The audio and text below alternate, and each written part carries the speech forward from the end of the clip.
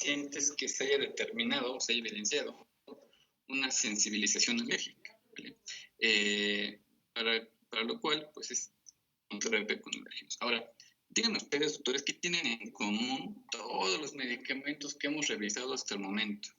¿No? Hablo de antihistamínicos, antileucotrienos, hormonas, broncodilatadores, anticuerpos monoclonales, esteroides. ¿Qué tienen en común todos ellos?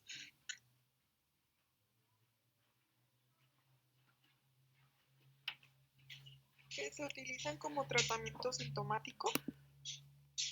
Ok, muy bien, doctora Marina. Así es. La expresión clínica de alergia. Tiene nuestro paciente rinorrea, pruritos, estornudos. Bueno, le damos el antihistamínico. Sabemos que es un agonista inverso y que va a favorecer la actividad, la porción inactiva del receptor, ¿no? Sin embargo, pues bueno, en el momento en que suspenda el tratamiento con antihistamínico, ¿qué va a suceder? Pues reinicia la sintomatología. Y algo pues importante también, estos medicamentos, pues la gran mayoría generan taquifilaxia, son dosis dependiente y tal cual vamos a estar con la necesidad continua de la administración de este medicamento. Sin embargo, la inmunoterapia específica se ha considerado y se ha evidenciado que es el único tratamiento que va a modificar el curso natural de la enfermedad. ¿Vale? ¿A qué se refiere o a qué me refiero con esto? Que la inmunoterapia específica, ¿qué es lo que busca? Aparte pues del control clínico de la enfermedad que se va a dar durante la evolución y durante el tratamiento con inmunoterapia, lo que se busca es que el sistema inmune reaccione de una forma normal, ¿no? que reaccione con tolerancia, que reaccione de una forma pues prácticamente al igual que el resto de la población, ¿no? Que estamos expuestos a los mismos aerolérgenos y no llegan a generar la enfermedad, ¿vale? Entonces, lo que se busca con la inmunoterapia específica es proveer protección, ¿no? Protección, disminuir el proceso inflamatorio y ir modulando la respuesta inflamatoria. ¿Vale? ¿Por qué? Porque lo que buscamos es que el paciente genere tolerancia a la exposición, ¿no? Que a pesar de que nuestro paciente que resulta alérgico a los ácaros del polvo, como los dermatofagoides, o a ciertos pólenes, a pesar de que se vuelva a exponer, ya no genera este perfil de H2. ¿Vale? Entonces, que genere un perfil regulatorio. Es por esto que les comentaba que nosotros los alergólogos buscamos mucho la generación de células T reguladoras, porque nos van a favorecer a través de su secreción de interleucinas la regulación de este proceso inmunológico, ¿vale? Que pues está desregulado y ha perdido la tolerancia. ¿Vale? Entonces, pues la inmunoterapia específica va a ser la aplicación repetida de alérgenos específicos, ¿no? ¿Por qué? Porque si nosotros ya tenemos a nuestro paciente con una historia clínica altamente sugerente de alergia, hicimos la prueba cutánea, una prueba en vivo o una prueba in vitro, y corroboramos etiología alérgica, y esta etiología alérgica correlaciona con la clínica del paciente, con la estacionalidad, o con que es perenne, o con la localización de nuestro paciente, la administración clínica, que todo esto correlacione, tanto historia clínica, como exploración, como laboratorio, como la prueba cutánea. Entonces, ¿qué es lo que vamos a hacer? Pues es dar el tratamiento específico. Si nuestro paciente resultó positivo a los ácaros y al árbol del fresno y la clínica correlaciona, pues vamos a dar el tratamiento para ácaros y para el polen de fresno. ¿Vale? ¿Por qué? Porque ya evidenciamos que el sujeto es alérgico. Bien, y entonces con esto le vamos a conferir protección contra la sintomatología alérgica, incluso desde la primera aplicación, sobre todo en aquellos pacientes que sean alérgicos a la aplicadora de himenóptero. Y con esto vamos a disminuir reacciones inflamatorias alérgicas que se van a ver asociadas a la exposición natural, ¿vale? Para que en un futuro podamos llegar a controlar, a regular esta expresión de alergia, ¿correcto? Ahora, ¿qué mecanismos de inmunoterapia presentan nuestro paciente a la aplicación de la misma? Pues de entrada vamos a disminuir la actividad de células efectoras. ¿Como cuáles? Como mastocitos, de forma importante, mastocitos, basófilos, eosinófilos. Esto que va a conllevar una disminución en la liberación de citocinas y de respuestas inflamatorias asociadas a las citocinas, ¿vale? Entonces, pues, si no tenemos una activación de las células efectoras, pues también la histamina se va a guardar, no se va a degranular, no va a tener los efectos de vasodilatación, incrementar la permeabilidad, producir factores quimiotácticos. También, ¿qué es lo que va a generar a través de las células dendríticas? Va a disminuir la presentación de antígeno. Entonces, si disminuimos esta presentación de antígeno, ¿qué va a suceder en nuestro paciente alérgico? Doctores.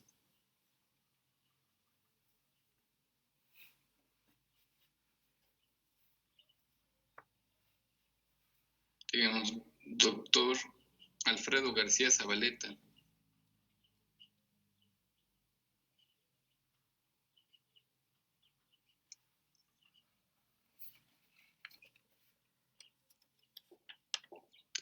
¿No? Bueno. Doctor Adrián León.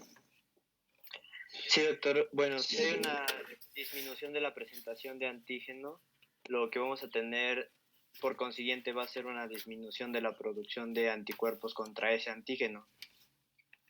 En este caso la IgE.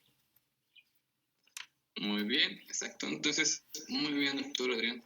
Y tenemos que nuestra célula presentadora de antígeno, por excelencia, va a estar disminuyendo la presentación de este alérgeno capturado, pues per se la sinapsis inmunológica, la generación de linfocitos TH0, TH2, la coestimulación, la presentación de los linfocitos B, la generación de esta IgE específica, pues va a verse disminuida, ¿no? Entonces, ¿en qué se va a reflejar en esto? Pues que nuestro paciente va a tener menor sensibilización, ¿no? Entonces, nuestro paciente va a disminuir esta tasa de presentación, va a disminuir esta tasa de sensibilización porque va a haber menos producción de inmunoglobulina E específica, ¿vale? También vamos a incrementar la producción de interleucina 10, que habíamos comentado que es inmunoregulador, ¿vale? Con esto vamos a favorecer, vamos a tratar de ir equilibrando de forma consecutiva este desbalance TH1, TH2, ¿no? Para que de forma evolutiva vaya disminuyendo la expresión de un perfil TH2 y vaya incrementando el perfil TH1, ¿vale? A través de las células B, pues también, ¿no? Vamos a disminuir la producción de inmunoglobulina específica para el antígeno y vamos a favorecer la producción de inmunoglobulinas bloqueantes. Bien, esto principalmente a través de los subtipos de inmunoglobulina G, las más importantes, IgG1 y IgG4, y a través de la producción de IgA secretor, ¿vale? Estos, ¿qué es lo que van a hacer? Pues también van a compartir sitios de unión con la IgE específica, de tal forma que se van a unir a esta IgE específica de una forma, si la quieren asociar, como si fuera el omalizumab, ¿no? Que se va, de hecho el omalizumab es un anticuerpo IgG1K, entonces se va a unir tal cual a la porción CH3 de la cadena pesada, de la inmunoglobulina E, y va a impedir que esta inmunoglobulina E específica se adhiera o se enlace con su receptor de alta afinidad, y pues con esto obviamente va a disminuir la activación celular. Entonces, esta producción de anticuerpos es bastante especial y es única de este tipo de tratamiento. Y es lo que a la larga nos va a generar inmunoregulación, ¿vale? Junto con la interleucina 10. Para que a pesar de que nuestro paciente esté expuesto nuevamente al alérgeno, disminuya su presentación, ¿vale? Incremente la inmunoregulación, disminuye la producción de IgE específica e incremente la producción de anticuerpos bloqueantes. Entonces, son varios mecanismos que, bueno, se van condensando aquí en esta diapositiva para que ustedes tengan la noción de qué es lo que hace la inmunoterapia, ¿vale? Esto, ¿cómo se va a ver a nivel celular? Entonces, vamos a ver que va a disminuir la producción de linfocitos T, sobre todo en la respuesta tardía, en la cual ya va a haber mayor reclutamiento celular desde linfocitos TH2, linfocitos B, eosinófilos, neutrófilos, ¿vale? Va a disminuir la producción de citocinas, principalmente de un perfil TH2, ¿no? Dentro de todas las más importantes, pues interleucina 4, 13, que ya platicamos para qué nos sirve, cambios de ese tipo, maduración de células TH2, producción de moco, nivel de las vías aéreas, y de la interleucina 5, ¿no? Principal factor de actuación dentro de los eosinófilos. tanto a su maduración como a su quimiotaxis y favorecedor de citocinas quimiotácticas, ¿no? Como eotaxina 1 o CCL11. También va a disminuir, pues obviamente, la producción de linfocitos T específicos para el antígeno, ¿no? Vamos a incrementar el perfil TH1, principalmente a través de favorecer la producción de interferones, de interleucina 2, y también vamos a favorecer la producción de el perfil regulador a través de los linfocitos T-reg. Y esto favoreciendo la producción de interleucinas reguladoras, como la interleucina 10, la patrón de oro inmunoreguladora, y el factor de crecimiento transformante beta. Bien, esto pues para tratar de delimitar la inflamación alérgica y evitar la remodelación. Bien. Bueno, todo esto que se hace a nivel inmunológico, a nivel celular, pues obviamente se va a ver expresado, ¿no? Va a tener una expresión clínica, como cual pues el paciente obviamente va a tener una disminución de la sintomatología, ¿no? Dependiendo del órgano de choque o el órgano afectado. Si es un paciente con rinitis alérgica, pues disminuye el prurito, la obstrucción, la rinorrea, los turnos en salva, todo lo que es la tetrada rinítica, pacientes asmáticos, se controlan más fácilmente, tienen menores crisis asmáticas, disminuye el consumo de medicamentos. ¿Vale?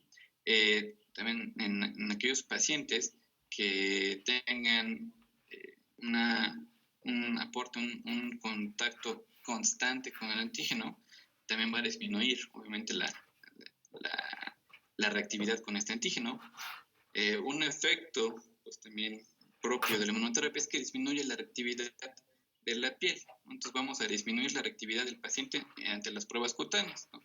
Es por esto que no se sugiere en los pacientes que ya se les hizo pruebas cutáneas y que ya recibieron inmunoterapia con aldrégenos y que hayan tenido al menos 6 meses continuos con inmunoterapia, ya no se sugiere realizar nuevamente pruebas cutáneas para revaloración. Si queremos hacer alguna revaloración o pues estamos pensando que nuestro paciente ya se sensibilizó algo más, tenemos que ya mandar ahora sí estudios in vitro. ¿Por qué? Porque la reactividad se va a ver disminuida por la aplicación de la inmunoterapia específica, ¿eh? Obviamente, ¿qué va a suceder? Va a incrementar, ¿no? Va a incrementar y mejorar sustancialmente la calidad de vida del paciente. Es lo que buscamos a corto, mediano y largo plazo, ¿no? La calidad de vida del paciente. Y también per se puede llegar a disminuir hasta un 80% la resensibilización, ¿no? ¿Qué significa esto?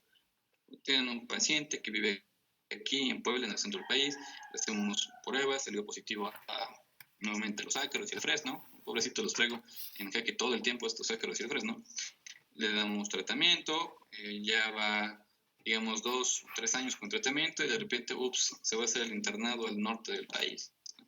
Se va, digamos, a Sonora, donde hay una alta densidad de otro polen de otro árbol, que es el árbol del mezquite. ¿Y se puede llegar a sensibilizar a ese árbol? Sí, ¿no? ¿Por qué? Porque su sistema inmunológico está determinado hacia la atopia. Ciertamente lo vamos inmunoregulando, ¿no? Porque disminuimos la presentación, inmunoregulamos a través de interleucina 10, favorecemos anticuerpos bloqueantes, y entonces, junto con esto, vamos a disminuir hasta un 80% de que el paciente se pueda sensibilizar a este polen al cual nunca ha estado en contacto en su vida. Entonces, a eso se refiere sobre todo, se alcanza este 80% en aquellos pacientes que lleguen a completar esquemas de tratamiento. ¿Vale? Más adelante veremos cuánto tiempo se requiere de una terapia específica, ¿no? Porque tal cual es enseñarle al sistema inmunológico qué es lo que va a hacer, ¿vale? Qué es lo que va a hacer ante el contacto con estos alérgenos en específicos.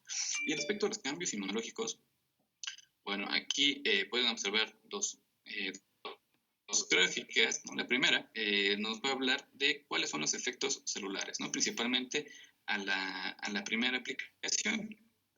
En el eje de las Y, pues vamos a tener el efecto tal cual, y en el eje de las X vamos a ver cuánto tiempo, ¿vale? En qué tiempo llegan a tener este efecto. Entonces, pues aquí podemos notar que desde la primera aplicación va a haber se va a inducir tolerancia. ¿Y esto a través de qué? A través de disminuir la actividad de las células efectoras, ¿no? Desde mastocitos, basófilos, la quimiotracción de los eosinófilos. Y esto, como se los comentaba, se obtiene desde la primera aplicación, ¿no? Podemos proteger a nuestro paciente hasta cierto punto desde la primera dosis que le aplicamos. Bien, Aquí con la línea azul, espero que lo vean también azul, se refiere a la inducción de las células T reguladoras. ¿Vale? Entonces, ustedes se dan cuenta que, pues sí, a lo mejor al principio pues no se ve de forma tan marcada, ¿no? la producción de células T reguladoras, sino es a partir de la primera semana, ¿no? de aplicación de inmunoterapia que empieza a haber una elevación, una producción constante, continua y al alza de células T reguladoras, ¿no? Hasta que lleguemos a un punto prácticamente más alto y de aquí, a pesar de que sigue incrementando, pues ya tiende hacia la meseta. Entonces, este punto más alto de producción de células T reguladoras se logra aproximadamente a los 6 meses continuos de aplicación. ¿Vale? Y justamente después de los 6 meses de aplicación de inmunoterapia, es cuando el paciente ya nota de forma más objetiva la mejoría asociada a la aplicación de la vacuna.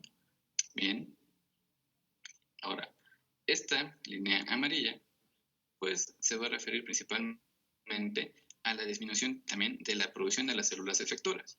Porque en efecto, a pesar de que pues disminuimos la presentación, generamos mayor inmunoregulación y disminuimos la producción de inmunotipos TH2 y de células de inmunoglobulina E específica, pues esto también es evolutivo, ¿no? En la primera dosis, pues sí, hay un cambio y esto va a ir disminuyendo de forma gradual. ¿Hasta qué punto? Prácticamente se une hasta el punto de los 6 meses, en el cual se ve una baja sustancial e importante de células efectoras.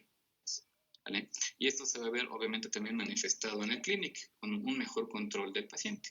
¿Vale? Ahora, de aquí de esta gráfica de abajo, podemos ver con la línea amarilla la reactividad cutánea. La reactividad cutánea, lo que les comentaba, que después de los 6 meses de aplicación continua de la inmunoterapia, pues disminuye de forma sustancial. ¿Vale? Entonces tenemos estos primeros 6 meses para hacer cualquier tipo de abordaje in vivo que queramos hacer en el paciente, para inhalables, para alimentos, si es que los amerita, ¿vale? O algún otro tipo de reto cutáneo. En la línea azul, pues aquí vamos viendo cómo se va a ir produciendo la IG específica, ¿vale? Entonces vamos a ver que pues al inicio de la aplicación de inmunoterapia prácticamente se va a mantener, hasta que posteriormente puede haber un incremento sérico de la inmunoglobulina E específica. ¿Y esto por qué? Porque de entrada pues no va a tener células o el número suficiente de células a las que se va a unir. ¿Sí? También recuerden que hay anticuerpos bloqueantes específicos que se pueden llegar a unir a estas células, a estas inmunoglobulinas, perdón, y pues limitar su acción, pues, que va a generar que estén circulando con más tiempo sin ejercer sus efectos clínicos, ¿no? Hasta que igual llegamos a los 6 meses de aplicación. ¿Qué es lo que sucede? Hay una disminución drástica, ¿no? de estos, de la acción de esta inmunoglobulina. Y con esta línea morada, nosotros vamos viendo cómo se va a ir produciendo inmunoglobulinas bloqueantes, ¿no? IgG1, IgG4, IgA secretora, y pues, tiene el mismo camino, ¿no? Al principio, pues no es tan obvio, tan evidente, no es tan sustancial la producción. Sin embargo, después del séptimo día de aplicación, empieza de forma sustancial la producción masiva de estos anticuerpos bloqueantes, y pues van a ver que aquí se unen, ¿no? Prácticamente después de los entre 6 y 8 meses, que ya va a tener una actividad importante de inmunoglobulinas bloqueantes que pueden tener efecto regulador con la IG específica. Entonces, ¿qué va a suceder? Pues no va a haber activación celular, no va a haber cascada inflamatoria alérgica, ¿sale? Y si se dan cuenta, aquí dice 6 meses, ¿no? Pero la gráfica continúa hasta años. ¿Por qué? Porque, en efecto, si ya tenemos esta producción superlativa de anticuerpos bloqueantes, pero la cortamos este estímulo, ¿qué es lo que va a suceder? Pues se puede aún llegar a revertir, ¿no? Y esto cambia, en vez de que vaya disminuyendo la IG específica, puede tener nuevamente un incremento y esos anticuerpos bloqueantes van a disminuir. ¿Sí? Aquí va a disminuir la producción de linfocitos T reguladores, puede incrementar la actividad de las células efectoras y puede incrementar la producción de estas mismas células efectoras.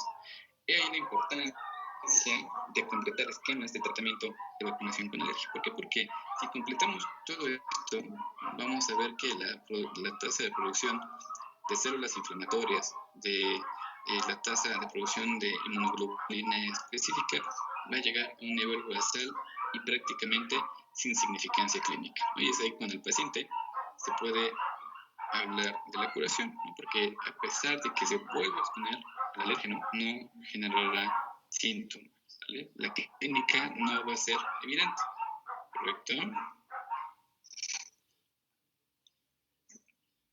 Ahora, ¿qué es lo que vamos a necesitar para considerar la inmunoterapia específica? Pues obviamente el paciente, ¿no? El paciente al que ya le hayamos hecho su historia clínica y por interrogatorio, por exploración, pues nosotros sospechamos, ¿no? Sospechamos que nuestro paciente muy probablemente pueda tener una reacción de hipersensibilidad tipo 1, medida por inmunoglobulina E, por algún alérgeno en específico. Permítame un momento.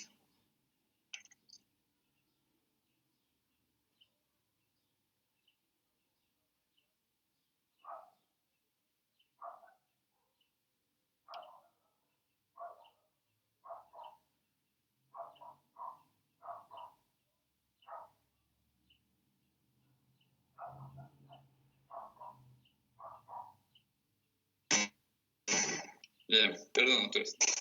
Bueno, entonces, como les decía, debemos de tener al paciente con una sospecha clínica altamente sugerente de alergia y pues que esta alergia sea mediada por IgE, una tipo 1. Entonces, ¿qué tenemos que hacer? Evidenciar, ¿no? Evidenciar que realmente sea una hipersensibilidad tipo 1 y pues tenemos los caminos de abordaje, ¿no? Las pruebas cutáneas o un método diagnóstico en vivo, más comúnmente ocupado, las pruebas PRIC o in vitro IgE específica, ¿vale? Ahora, ya que tengamos los resultados de este abordaje diagnóstico, pues habrá que ver si tiene correlación, ¿no? Si la clínica de nuestro paciente correlaciona con la sensibilización demostrada. Si esto es correlacionable, ¿qué es lo que indica? Pues la administración de inmunoterapia específica. ¿Por qué? Porque, como les comenté desde las primeras diapositivas, es el único tratamiento que va a modificar el curso natural de la enfermedad, ¿vale? Okay. Ahora, ¿cuáles son las indicaciones actualmente para el uso de la inmunoterapia específica? Pues se puede llegar a ocupar en pacientes con rinitis alérgica, asma alérgica, dermatitis atópica, alergia a veneno de himenópteros y urticaria crónica, ¿vale? Aquí rinitis es, bueno, también se puede ocupar en pacientes con rinoconjuntivitis, ¿sí? Que es una comorbilidad bastante frecuente. ¿No? Estamos 70%, 70-80% de pacientes pueden coexistir con rinitis y conjuntivitis. También puede ser rinitis y asma, ¿no? Entonces, la verdad es muy común esta asociación de la vía respiratoria, ¿vale? Dermatitis atópica en casos muy específicos, ¿no? Ya los veremos más adelante en el tema de dermatitis atópica. ¿Cuáles son los pacientes candidatos a valoración por alergia? La verdad es que no son todos. ¿Y cuáles de esos pacientes van a verse más beneficiados de la inmunoterapia específica? Alergia a veneno de himenópteros, también lo revisaremos un poco más a conciencia, porque no es para todos, no es para todos la inmunoterapia, solamente en aquellos pacientes que cumplen requisitos muy específicos, ¿no? Como anafilaxia o la picadura de himenóptero, son aquellos que se van a ver obviamente beneficiados por la aplicación de esto. Y la urticaria crónica espontánea, que puede llegarse a ver asociada con algún componente de hipersensibilidad. La verdad es que no es muy común. Sin embargo, hay pacientes que sí tienen alergia respiratoria y alergia cutánea. Son aquellos pacientes en los que mejores resultados clínicos se pueden observar, ¿no? Entonces, bueno, para indicaciones actualmente validadas son estos 5 escenarios clínicos en los cuales se ha visto su mejor efecto. Ahora, ¿qué modalidades de aplicación de inmunoterapia existen? Actualmente en el mundo hay muchísimas modalidades de aplicación. Hay subcutánea, sublingual en gotas, en tabletas, hay intranasal, epicutánea, intralinfática, en oral. Sin embargo, pues no todas están validadas actualmente para usos clínicos. Muchos de ellos todavía continúan en fases 3 de investigación. Y pues también por los riesgos y por los costos que conlleva, pues no son accesibles. y pues también por manufactura. En México, de inmunoterapia, pues lo que más se llega a ocupar es la vía subcutánea. Sin embargo, también tenemos sublingual, principalmente en forma de gotas. En lugares muy, muy específicos y a través de un proveedor se pueden conseguir tabletas de aplicación sublingual, ¿vale? Para antígenos muy específicos, ¿vale? Entonces, a nivel nacional, lo más común es que se ocupe inmunoterapia subcutánea, ¿no? Sobre todo a nivel institucional. Y vamos a hablar de estos dos tipos, subcutánea y sublingual, de forma concreta, resumida, para que ustedes tengan noción de qué es lo que hacemos, de qué es lo que aplicamos. ¿Vale? Para inmunoterapia, para cualquier tipo de inmunoterapia hay muchísimas guías, hay tomos completos de mecanismos de acción y vías de aplicación. Sin embargo, ¿qué es lo que deben de saber? Que la subcutánea va a constar de dos fases de aplicación. La primera es la fase de inducción, que dependiendo del esquema que se ocupe para la inducción, es el tiempo que tarda. Lo más común es que se llegue a ocupar el esquema convencional, que puede tardar de 3 hasta 6 meses para su fase de inducción, y el mantenimiento, que dependiendo a que haya resultado positivo en nuestro paciente, es el número de años que se va a vacunar, ¿vale? Y esta fase de mantenimiento puede durar de 3 hasta 5 años continuos de vacunación, ¿no? Entonces aquí pues ya empezamos con un poco de problema, ¿no? Porque la gran mayoría de pacientes cuando llegan con nosotros piensan que con un frasco de vacuna va a ser suficiente, ¿no? Casi como si fuera un antibiótico. Sin embargo, pues no. La realidad es que imagínense todos los procesos que acabamos de platicar, ¿no? Que a lo mejor se los estoy planteando de una forma muy resumida, pero todo esto se va generando de forma evolutiva en el sistema inmunológico. Entonces, nosotros le vamos enseñando, vamos regulando tal cual a nuestro sistema inmunológico a cómo reaccionar, a cómo actuar. Entonces, eso es enseñanza inmunológica.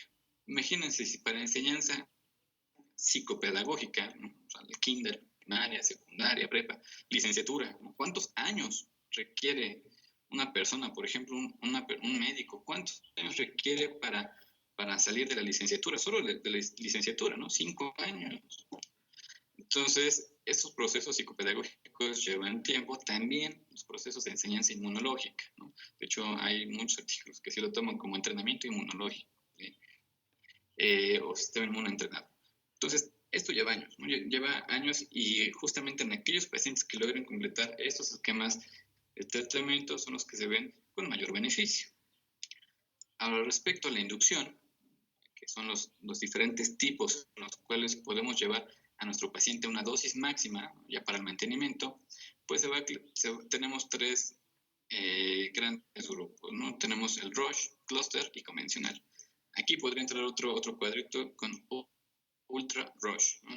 Este esquema Ultra Roche se puede hacer en un solo día. Sin embargo, entre más acelerada sea la inducción, más tasas de eventos adversos sistémicos y altamente letales se pueden llegar a presentar, ¿vale? Entonces, realmente los esquemas Ultra Roche solamente se ocupan para investigación o en casos muy específicos, ¿no? Personalizados. El esquema Roche, que es acelerado, es rápido, se puede llegar a hacer la inducción entre 1 y 3 días. Entonces, ya no ocupamos 6 meses, ¿no?, de inducción para el paciente. ¿Cuál es el gran detalle? Que este esquema Roche se tiene que hacer definitivamente o en un área de choque, de urgencias choque, o en un área de terapia intensiva. ¿Por qué? Porque hay un riesgo pues elevado de que nuestro paciente pueda generar anafilaxia. ¿Sale? ¿Por qué? Porque lo estamos sometiendo, lo estamos exponiendo a lo que es alérgico de forma repetitiva y a dosis que van a irse incrementando de forma sustancial. Entonces, pues también no es tan ocupado en la clínica habitual. Tenemos el esquema Cluster, en el cual la inducción puede ir de 2 a 4 semanas y en la cual se pueden ir aplicando de 2 a 4 dosis diario con espacios de al menos 30 minutos. Bien, pues la verdad es que este sí se puede llegar a ocupar de forma más común. Sin embargo, también requerimos hacer este tipo de inducción en un servicio de urgencias, a lo mejor ya en un área de choque, pero sí en un servicio de urgencias o en una terapia intermedia. ¿Qué otro esquema tenemos? Tenemos el esquema convencional. Este esquema convencional pues es el más seguro, se puede hacer de forma segura en el consultorio, en área de consulta externa, no se requiere un área de urgencias, un área de terapias intermedias o intensivas para administrar. ¿Por qué? Porque se va administrando entre 3 y 6 meses el alérgeno en dosis progresivamente incrementadas hasta que llegamos a la dosis máxima.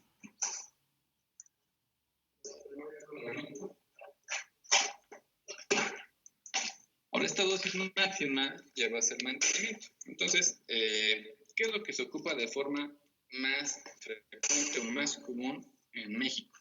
Al menos solamente en México. El esquema convencional, de hecho este esquema convencional es el que ocupamos nosotros en el hospital universitario, en el servicio, y la gran mayoría de médicos en la práctica privada. ¿Vale? ¿Por qué? Porque vamos exponiendo de forma gradual a nuestro paciente a los alérgenos, ¿no? Entonces vamos buscando los efectos que ya revisamos en las gráficas, que disminuya la actividad de las células inflamatorias, que disminuyan sus receptores, que disminuya la producción de IgE específica, que vaya incrementando la interleucina 10, inmunoglobulinas bloqueantes, el perfil inmunoregulador con linfocitos T reguladores. ¿Vale? Entonces, todo esto lo vamos obteniendo de forma gradual. Entonces, nos ponemos a nuestro paciente de forma masiva y en corto plazo a lo que es alérgico, que podría generar efectos adversos de forma importante. ¿Vale? Ahora, ya que tenemos estos esquemas de inducción, que los completamos, vamos a iniciar el mantenimiento. ¿Vale? Y el mantenimiento es la dosis máxima tolerada por el paciente. ¿Vale? Y esta dosis máxima tolerada por el paciente va a llegar a tener una duración de 3 a 5 años. Pero ¿cuánto tiempo en específico? Digamos que en aquellos pacientes que tengan alergia a la picadura de menópteros, se debe de ocupar al menos por 5 años, ¿no? Se ha visto que con 5 años puede llegar a ser suficiente para prevenir las reacciones adversas, sobre todo sistémicas y letales, con este tipo específico de alergia.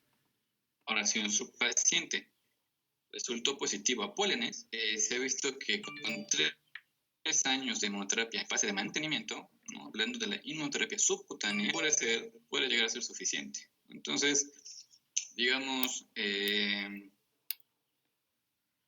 se encuentra compañero, ¿cuáles días, Luis? Bueno, creo que todavía no. Se encuentra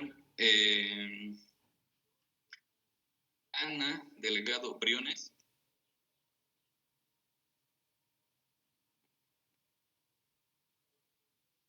Sí, ¿me escucha? Sí, doctora, la escuchamos. Dígame usted, doctora, 3 pólenes, los que usted guste. Nombre común, si gusta, no necesariamente nombre científico. ¿Qué pólenes recuerda que hablamos?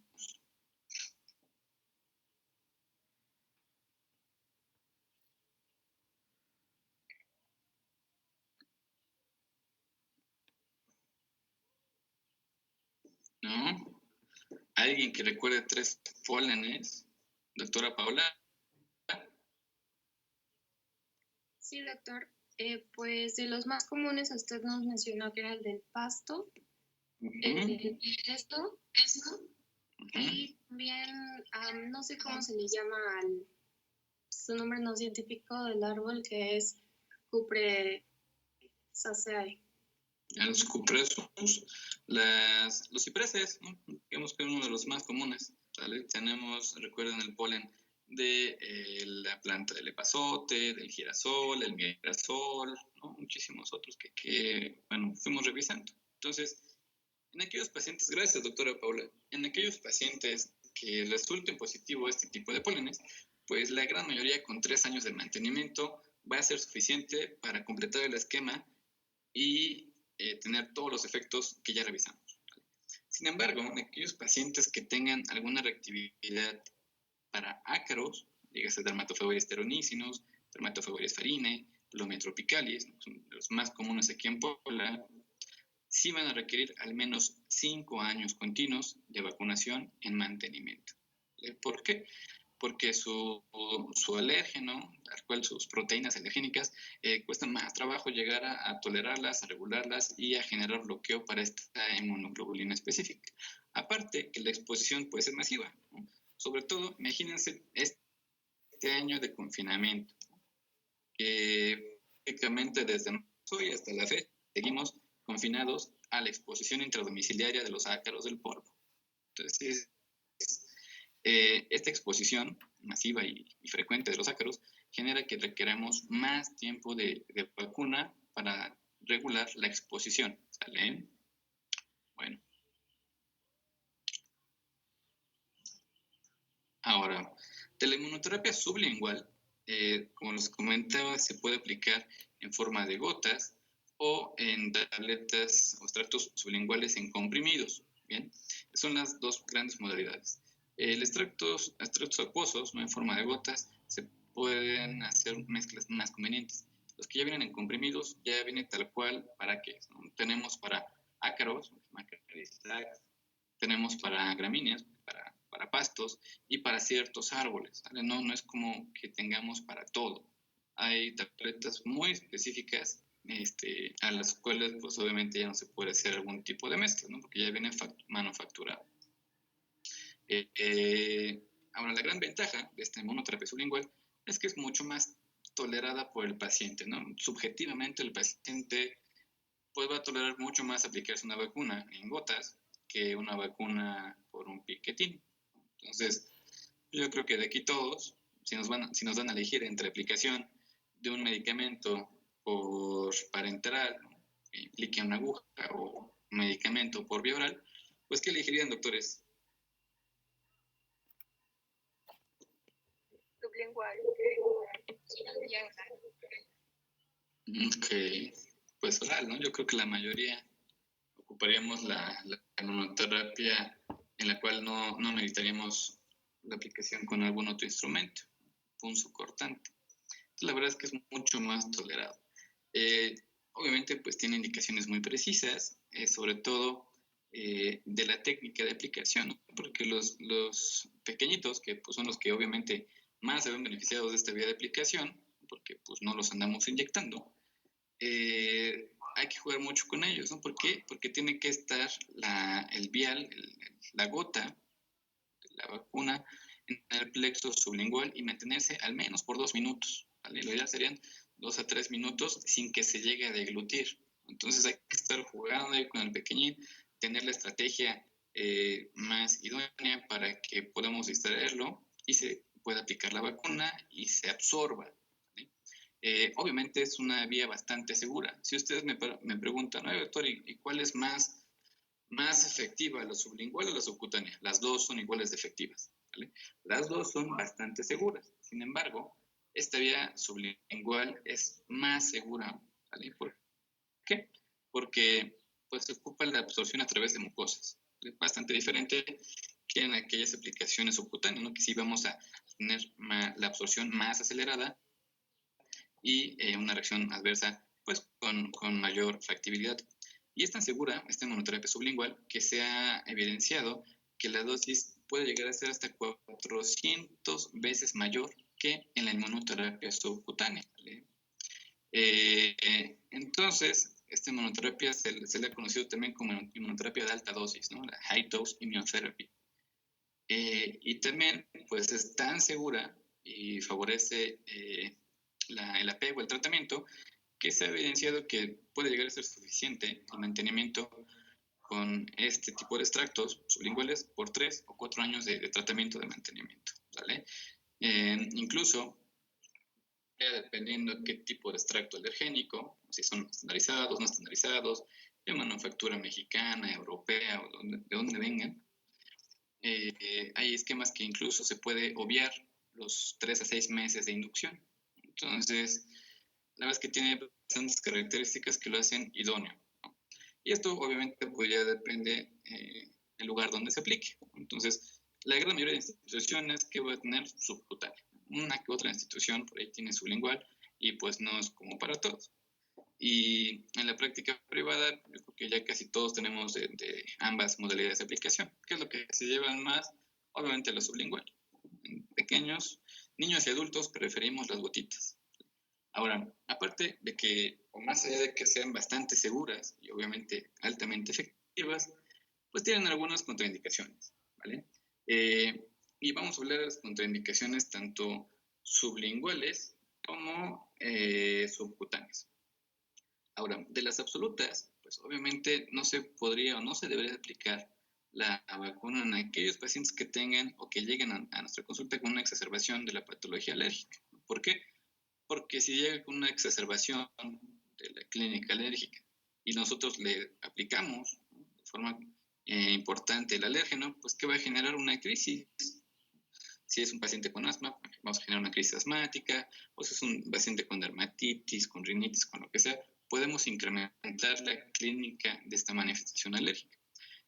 Aquel paciente que tenga una enfermedad autoinmune que no esté controlada, ¿vale?, que tenga reactantes de fase agudo incrementados, que no tenga control de la enfermedad, ¿vale?, entonces no sería un buen candidato a inmunoterapia. Aquellos pacientes que tengan alguna inmunodeficiencia primaria o secundaria, querida, grave.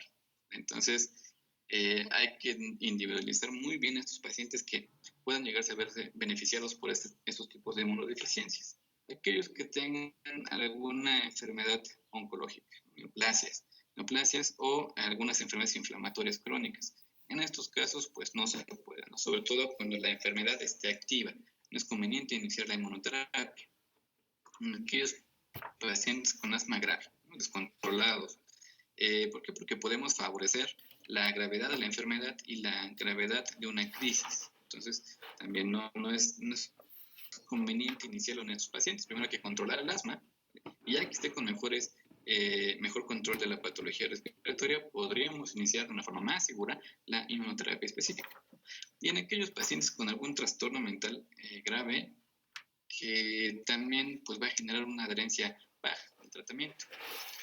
Ahora, hay contraindicaciones pues temporales, ¿no?, sobre todo en procesos inflamatorios agudos o infecciones agudas, ¿no? Ahorita en esta pandemia, la verdad es que todos los alergólogos pues estábamos temerosos, ¿no?, porque es una enfermedad nueva, no sabíamos cómo iba a responder nuestro paciente alérgico, todos pensamos que pues iban a poner muy mal, ¿no?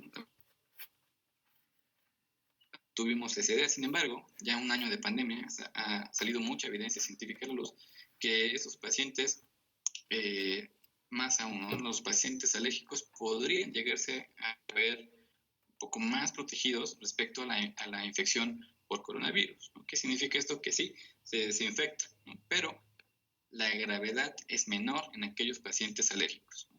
Entonces, bueno, a pesar de esto, si tenemos algún paciente alérgico que ya esté con vacuna y que por azares del destino se contagie de COVID, de coronavirus, tienen que suspender la aplicación de la vacuna por el tiempo que dure activo la enfermedad.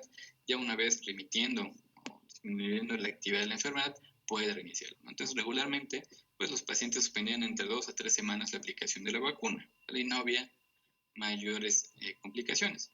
Y en aquellos pacientes que se están aplicando inmunoterapia sublingual y que se vayan a someter a alguna extracción dental, tienen que suspender la aplicación de la vacuna al menos 24 horas antes de la extracción dental. ¿Y esto por qué, doctores? ¿Me recuerdan cuál es la dosis incrementada respecto de la inmunoterapia sublingual respecto a la inmunoterapia subcutánea? ¿Cuántas veces es más la sublingual? 400. Hasta 400 veces más, ¿no? Imagínense. Entonces, y esto pues esperando que no tengamos algún contacto vascular de la vacuna, o sea, que se absorba por mucosas, no se absorba por vasos. Sin embargo, si el momento de esta extracción queda expuesto a algún vaso en el cual pueda tener contacto directo con esta dosis 400 veces más concentrada, sí puede llegar a tener un desenlace pues bastante adverso, ¿no?, muy severo. Entonces, pues es la recomendación, retirarlo, o sea, no aplicarse la vacuna sublingual, y obviamente durante el proceso de la extracción, pues no. Y posterior al proceso de la extracción, al menos por una semana más, en lo que se genera la cicatrización de la mucosa bucodentaria. Ahora, ¿qué tan efectiva puede llegar a ser la inmunoterapia? Pues bueno, en aquellas patologías en las que ya revisamos las indicaciones, pues ha demostrado ser efectiva, ¿no? Y esto tiene un nivel de evidencia pues altísimo, ¿no? Es un nivel de evidencia y grado de recomendación 1A, es el más alto que puede llegar a haber a nivel científico en investigación. Y pues como tal, es la única opción terapéutica que va a modificar el curso natural de la enfermedad alérgica, ¿no? Y esto, hablando de pacientes con rinitis, que lo veremos posteriormente, pues va a prevenir que este paciente con alergia respiratoria alta, con rinitis alérgica, pueda llegar a degenerar en asma, o sea, que sea rinitis y que después genere asma, ¿no? Lo que hablábamos de la marcha atópica, que el paciente tiene alergia cutánea, alimentaria, rinitis alérgica y luego se va hacia asma, ¿no? Entonces, la vacuna va a prevenir que estos pacientes puedan llegar a generar asma, ¿vale? También puede llegar a prevenir hasta un 80% de nuevas sensibilizaciones, ¿no? Esto hablando de esquemas completos de tratamiento, ¿vale? Obviamente esto no aplica en aquellos pacientes que se administran 1, 2 o 3 meses de monoterapia. La verdad es que no va a aplicar porque no va a tener este efecto sostenido, ¿no? Que se puede llegar a mantener hasta por más de 20 años todos estos efectos sostenidos en aplicaciones completas de los esquemas de monoterapia específica. ¿Vale? Tiene reacciones adversas locales, obviamente, ¿no? Pues en lugar de la aplicación, los datos cardinales de inflamación, eritema, edema, calor, evidenciar. Sin embargo, pues la gran mayoría de ellos van a remitir con medios físicos, ¿no? Sobre todo con la aplicación tópica de hielo o algún inflamatorio. En aquellos casos que tengan reacciones importantes, ¿no? Como una induración, una reacción local, perdón, una induración menor a 25 milímetros y que no llegue a ser más grande que la palma del paciente, pues bueno, no habría tanta complicación. Pero en aquellos que sean lesiones o reacciones adversas extendidas, ¿no? En la cual la induración o la pápula sea mayor de 25 milímetros, o que la induración sea menos de 25 milímetros, pero que dure más de 24 horas, o que el eritema sea más grande que la palma del paciente, pues aquí sí podríamos llegar a ocupar algún medicamento como premedicación. Regularmente ocupamos antihistamínicos para tratar de contener esta respuesta que tiene nuestro paciente a la aplicación de la vacuna. Ahora también vamos a tener una tasa de reacciones adversas sistémicas, ¿no? Sin embargo, pues para esto se ha demostrado una tasa de reacciones adversas sistémicas, digamos severas como anafilaxia, de una aplicación por cada millón, ¿vale? Entonces, un paciente de cada millón de aquellos que se llegan a vacunar puede llegar a tener anafilaxia. Entonces, la verdad es que es bastante raro, ¿no? En el tiempo que llevo aquí en el hospital universitario, pues solamente he visto tres episodios de anafilaxia asociados a la vacuna, ¿no? Y la verdad es que aplicamos muchas dosis acá en el hospital. Y obviamente esto también se puede dividir en grados, ¿no? Si solamente ocupa un órgano, más de 2 órganos, cómo está la TA, tiene el estado de alerta, ¿no? Entonces ya son clasificaciones muy específicas de acuerdo a la manifestación que presenta el paciente. Y obviamente si estamos ante un episodio de anafilaxia, ¿qué es lo que se va a ocupar? Adrenalina, ¿no? Adrenalina como el tratamiento de primera línea en las reacciones adversas sistémicas severas. Ahora, de inmunoterapia en el embarazo, aquí hay cosas importantes que ustedes deben de tener en cuenta. No se te sugiere iniciar la inmunoterapia, ojo, iniciar la inmunoterapia en una paciente gestante, ¿vale? No es conveniente. Y más allá de que se especule o tengamos riesgos de teratogénesis, no, la verdad es que no se ha evidenciado que la inmunoterapia específica tal cual sea un inductor de teratogénesis, de alguna tasa de prematuridad, toxemia, inductor de aborto, muerte neonatal o algún tipo de malformación, ¿sale? No hay evidencia hasta el momento que sugiera esto. ¿Qué es lo que sí puede suceder? Lo que sí puede suceder es que la mamá, o sea, la paciente embarazada, al tener contacto con el antígeno, tiene el riesgo de generar un proceso de anafilaxia, ¿vale? Y durante este proceso de anafilaxia, ¿qué es lo que sucede? Pues va a disminuir el aporte de sangre oxigenada al producto. Entonces podemos tener ahí alteraciones hemodinámicas en el producto, principalmente. Entonces, básicamente por eso se sugiere no iniciar la inmunoterapia durante el embarazo, ¿vale? Otro escenario diferente es aquella paciente alérgica, ¿no? Digamos paciente con rinitis alérgica, que empezó la vacunación previo al embarazo, ¿no? Que ya se está vacunando y que llegó a la fase de mantenimiento. Llegó al mantenimiento y durante ese mantenimiento se embaraza. ¿Vale? Entonces, ¿qué es lo que hay que hacer? Continuar con esa misma dosis de mantenimiento. No se tiene que suspender. ¿Vale? Y no se tiene que suspender porque no hay evidencia de todo lo que les comenté, ¿no? De prematuridad, malformaciones, aborto. ¿Y por qué sí se puede continuar con estos pacientes? Porque este paciente que ya está en mantenimiento ya se expuso a la vacuna, ¿vale? Y si ya llegó al mantenimiento, nosotros hemos evidenciado que la paciente tolera la aplicación de la vacuna. ¿Por qué? Porque no ha tenido ningún evento adverso sistémico severo, ¿no? Como anafilaxia, que es algo que todos tememos. ¿Sale, doctores? Muy bien, entonces, ya para terminar, revisaremos las medidas de control. Las medidas de control ambiental, pues bueno, principalmente van a ir dirigidas para los alérgenos intradomiciliarios, ¿vale? Porque la verdad es que es bastante complicado que si somos alérgicos al árbol del fresno, pues agarremos, compremos una sierra eléctrica y empecemos a cortar a todos los árboles. La verdad es que esto no vamos a controlar la producción de polen, no vamos a poder controlar su polinización de los árboles, del pasto. El pasto pues solamente que pavimentemos, ¿no? Pero si no, pues igual lo cortamos en tiempo de lluvia, crece de forma inclemente, ¿no? Toda la maleza.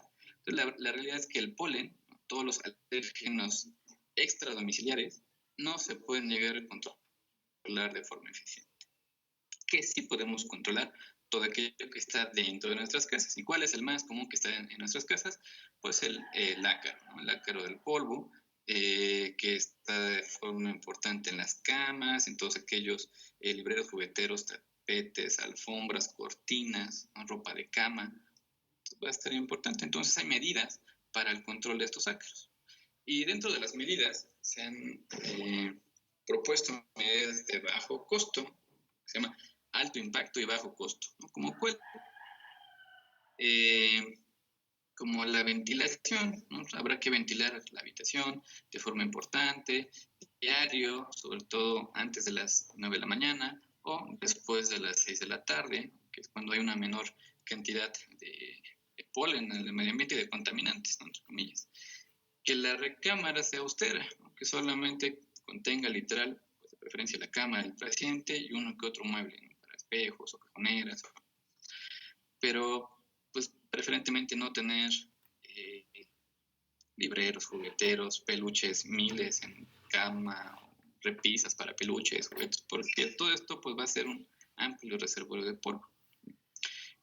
Preferentemente deberemos ocupar un cobertor, ¿no? Y no esas cobijas que parecen de peluche, que son súper gruesas y que tienen múltiples filamentos textiles, ¿no? Porque obviamente entre mayor filamento textil, pues mayor cantidad de ácaros. La ropa de cama se tiene que lavar al menos una vez por semana, ¿sí? Y de preferencia con agua caliente. Y esto fue una pregunta de examen nacional del año pasado, ¿vale? ¿A qué temperatura se tiene que lavar la ropa de cama para la erradicación de los ácaros del polvo? Y la respuesta es 55 grados, doctores. ¿Sale? Yo sé que les falta todavía algunos años para presentar este examen, pero bueno, si en algún momento les llegaran a preguntar lo mismo, son 55 grados. A partir de 55 grados disminuye su tasa de reproducción, ¿vale? Y bueno, eso es lo más importante que sí ya lo han preguntado en el nacional. Los peluches, pues también los peluches tienen que, digamos, si no los podemos quitar de la convivencia cercana a nuestro paciente, pues habrá que almacenarlos o meterlos en una bolsita o lavarlos, ¿no? Tal cual como si fuera ropa de cama. Obviamente entre cada lavada pues se van a ir deformando más, pero pues bueno, eso es lo que sí se puede hacer. Hay otras medidas que pues tienen ya más costos, ¿no? Y a lo mejor no están tan recomendados. Dentro de otras medidas, pues está el ocupar fundas antiácaros, sábanas, ¿no? Sábanas antiácaros, evitar cortinas gruesas y pues preferentemente colocar persianas, eliminar pues de la habitación del paciente todo aquel que no vaya a ocupar de forma importante, ¿no? Ventilar la ropa de cama, exponerla al sol, aspirar, ¿no? El colchón, todas esas medidas que a lo mejor pues no tienen tanto impacto y pueden tener un costo más elevado. Aquellas opciones como quitar alfombras y tapetes, poner piso, ¿no? Piso de loseta o de duela principalmente, ocupar aspiradoras, evitar humedades, comprar un humidificador, ¿no? Impermeabilizar, también esto es importante para que no tengamos por ahí el crecimiento de algún hongo, que recuerden los hongos favorecen el crecimiento y reproducción de los ácaros. Y por último, el uso de acaricidas, ¿vale? Las acaricidas, pues realmente no se ha demostrado que tengan mayor efecto que el lavado convencional de la ropa de cama, sobre todo con agua caliente. Y los acaricidas realmente sí son bien caros, son mucho, mucho, muy caros. Les puede costar un recipiente de medio litro hasta 2,000 o 3,000 pesos. Digo, los que realmente sirven, porque hay muchos en el centro comercial que también se anuncian como antiácaros, pero pues la realidad es que no sirven. Y de las fundas, ¿no? Las fundas, lo que les comentaba, realmente tienen que tener una medida muy específica. ¿Alguien recuerda qué medida deben de tener entre la separación de sus fibras textiles?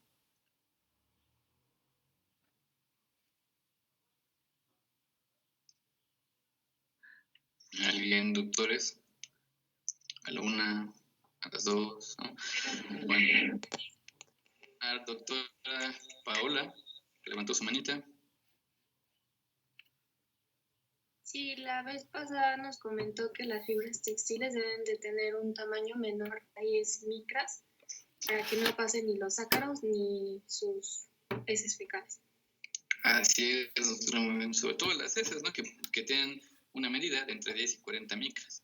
Entonces, la funda o la sábana antiácaros, pues idealmente debe tener una distancia de textil o de sus poros menor a 10 micras, ¿vale? Pues inclusive viene en la diapositiva. Perfecto, ¿vale? Entonces, y como aquí lo comenta en la diapositiva, ¿no? Múltiples medidas de forma conjunta pueden reducir la exposición y obviamente la inflamación alérgica, ¿no?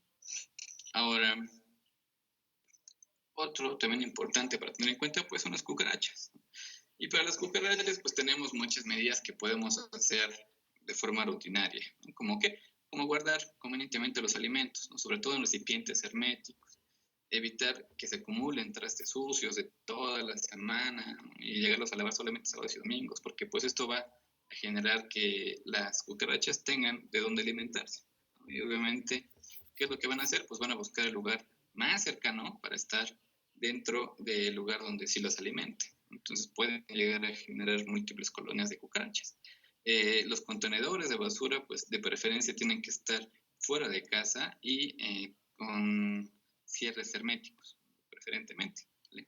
El aspirado y la limpieza de la casa de forma rutinaria, pues también, ¿no? Porque luego podemos encontrar restos de frutas o de comida abajo de los sillones, abajo de la mesa, pues obviamente todo esto es alimento, ¿no? Alimento que óptimamente van a ocupar las cucarachas. Y en caso de que tengamos, pues ya evidentemente hay algunas colonias de cucarachas en nuestro domicilio, pues habrá que ocupar los medios químicos para erradicación de las mismas. Obviamente esto por profesionales, ¿vale? Porque si no, en vez de que matemos a las cucarachas, pues nos estaremos haciendo el harakiri y nosotros seremos los que falleceremos y no las cucarachas, ¿vale? Entonces, eso sí es muy importante que si ustedes van a dar esta sugerencia de la erradicación por algún químico, tiene que ser por profesionales, ¿sabes, doctores?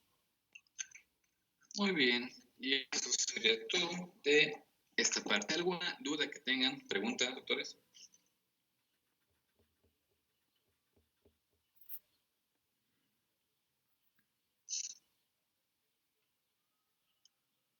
Doctora Daniela. Sí, doctor. Disculpe, mi duda es si la eficacia de la inmunoterapia varía de acuerdo a la edad en la que se instaura. O sea, si se inicia inmunoterapia en los niños es diferente a que si se utiliza en la pubertad o en los adultos. Ok. La efectividad no varía por la edad del paciente. La efectividad va a variar de acuerdo al tiempo de la aplicación, ¿no? O sea, básicamente si el paciente terminó o no terminó el esquema de inmunoterapia. Entonces, en aquellos pacientes que no completen inmunoterapia o que tengan el mínimo número de aplicaciones, pues obviamente la efectividad se va a ver disminuida, ¿no? Podemos tener un paciente de 60 años y uno de 5 años, pero si el de 60 años completó el esquema y el de 5 años no lo completó, pues obviamente va a tener más beneficios en el de 60 años. ¿Qué es lo que sí se ha visto?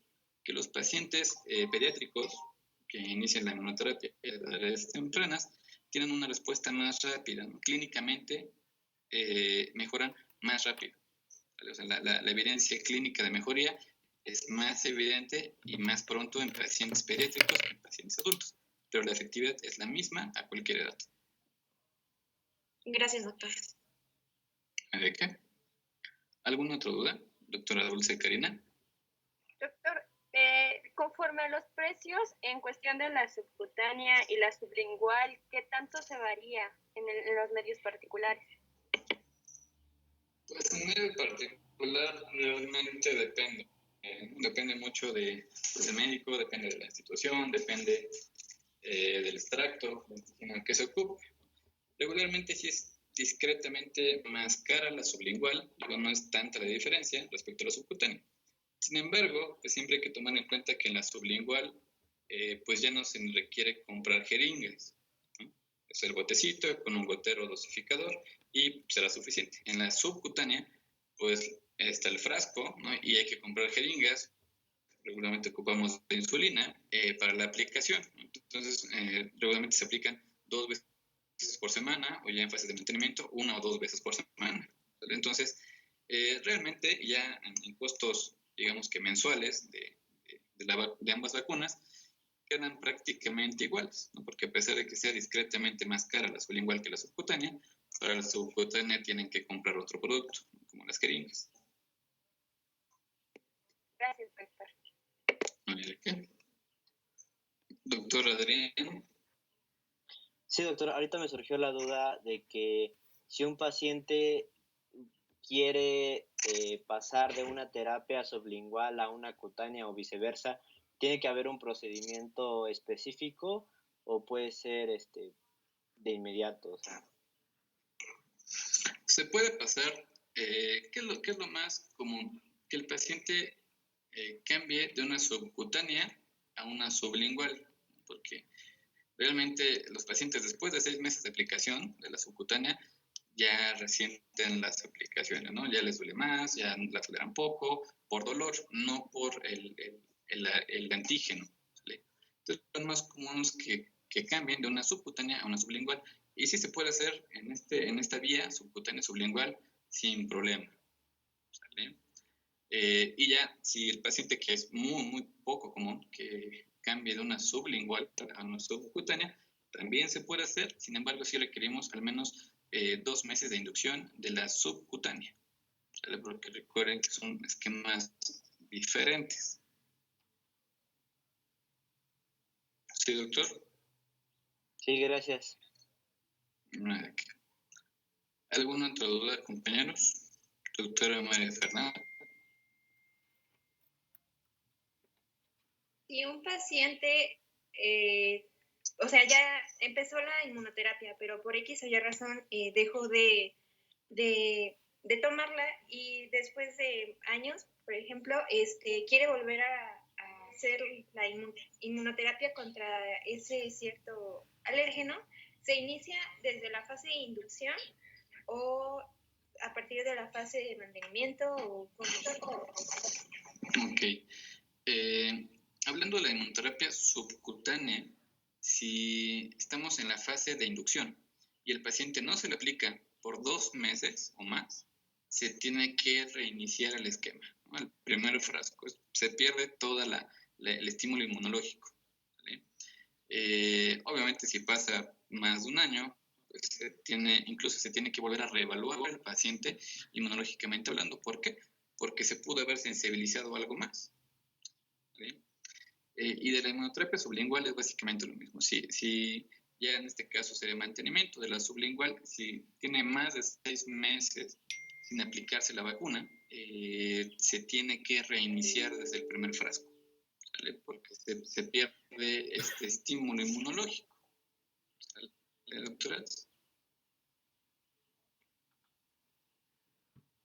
Sí, doctor, gracias. Ok.